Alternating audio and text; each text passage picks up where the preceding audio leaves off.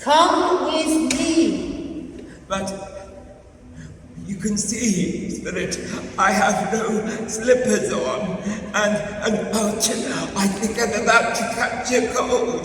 So if it's all the same, I think I'd rather stay. And remember, Spirit, I am only mortal. I'm liable to fall. You are here to show me things that have not yet happened. Is that not so, Spirit? You would think I would be used to ghostly visits by now, but I am not.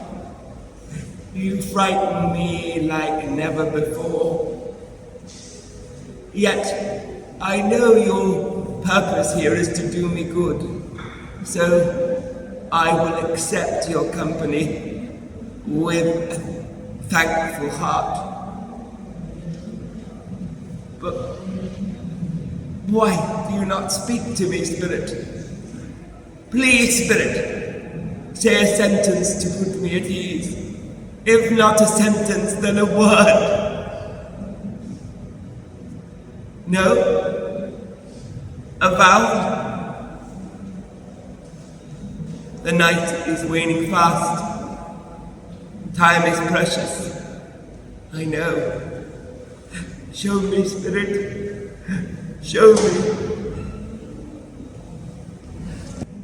Please tell me,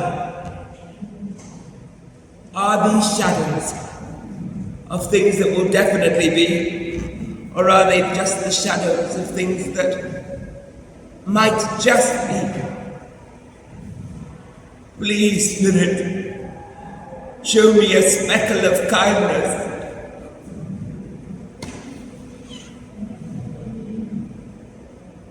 Ebenezer Scrooge! No! It cannot be! I can change. I have changed. I am not the man that I once was. Why? Why have you sent me these three spirits and given me a chance of hope when there is none? I have been saved. I have been given a second chance. I have been shown a glimpse of things what could have been. And now I will make sure that they will never be.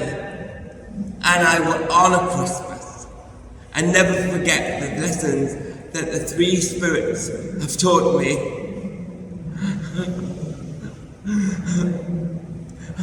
Oh, goodness gracious me. I don't know what to do. I'm as light as a feather. I could scream. I could laugh. I feel as young as a schoolboy. The next day, I went to community caring down at the health centre. It caters for all sorts. Steve, who runs it, said he's dead against what he calls the ghetto approach. What he's after is a nice mix of personality difficulties as being a fruitful exercise in problem solving and a more realistic model of society in general. There's a constant flow of coffee oiling the wheels, as Steve calls it, and we're all encouraged to ventilate our problems and generally let our hair down. I sometimes feel a bit out of it, as I don't have any particular problems. But this time, when Steve says, "Right, now, lads and lassesses, who is going to get the ball rolling?" I get in quick and tell them all about Mother and Mr. Turnbull. And when I've finished, Steve says, "Thank you, Graham, for sharing your problem with us. Who would like to kick it around?" First off the mark is Leonard, who wonders whether Graham has sufficiently appreciated that older people can have meaningful relationships as well as young people. This is not unsurprising coming from Leonard, as he is 65, but he doesn't have meaningful relationships. he's just been had up for exposing himself at Sainsbury's doorway. As Mother says, Tesco's, you could understand it. And then Janice chips in, have they been having sexual intercourse? I said, I don't know, I don't really want to think about it.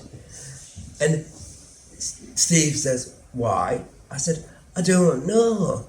He says, well, maybe what we should be talking about is why Graham is being so defensive about sexual intercourse.